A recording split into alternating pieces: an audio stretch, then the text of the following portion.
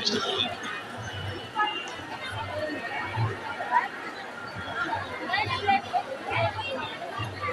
আমরা একটি কথা বলি, পৃথিবীটা মানুষের হোক, ধর্ম থাকুক অন্তরে, মসজিদে আজান চলুক, ঘন্টা বাজুক মন্দিরে। আপনাদের মন্দিরে ঘন্টা চলে না, মসজিদে তো আজান হয়। আমরা এরকম একটি সমাজ ব্যবস্থা চাই।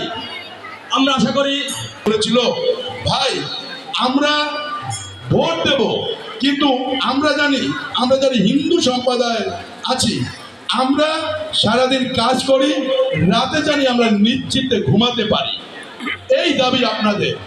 তো আমরা তখন কথা দিয়েছিলাম, যদি আপনারা আমাদের ভোট দেন, উপরে আমাদের আল্লাহ, আপনারা বলেন ভগবান, তো উপরে আল্লাহ, নিচে আমরা, মাঝে জনতা সরকার আহমেদ চান্দু সাহেব। উজিরপুর বানুড়িপাড়ার মাটিতে কোন হিন্দু সম্প্রদায়ের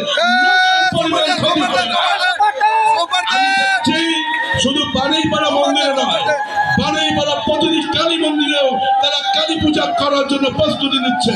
এবং আমার কাছে বিভিন্ন সংগঠনের, হিন্দু সংগঠনের লোক আছে। আমি আবারও কথা দিলাম, বানুড়িপাড়ার মাটিতে জাতীয়তাবাদী শক্তি যে বন্ধ থাকবে, জননেতা সর্বদিন আহমেদ চান্দু সাহেব যে বন্ধ থাকবে, হিন্দুদের গায়ে একটি নখের টক্কা পড়বে না। আপনারা নিশ্চিন্তে নির্বিঘ্নে আপনাদের ধর্মীয় অনুষ্ঠান পালন করবেন। সকলকে ধন্যবাদ।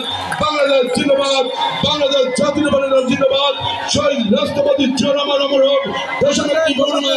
বিগত দিনের তুলনায় আমার মনে হয় এবারে ক্ষেত্রে আমরা অনেক মানুষ দেখি। আমরা এজন্য আনন্দিত। আমার নেতারও এখানে উপস্থিত হওয়ার কথা ছিল, তার সংসদ অধিবেশন চলার কারণে সে আসতে পারেনি।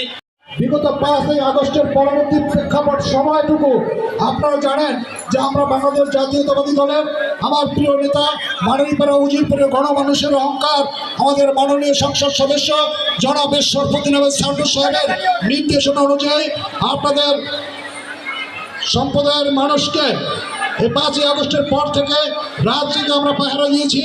আমরা ধর্মীয় প্রতিটি মন্দির আমরা রক্ষা করেছি। আমরা অসাম্প্রদায়িক বাংলাদেশ চিন্তা চেতনার লক্ষ্যে গড়াল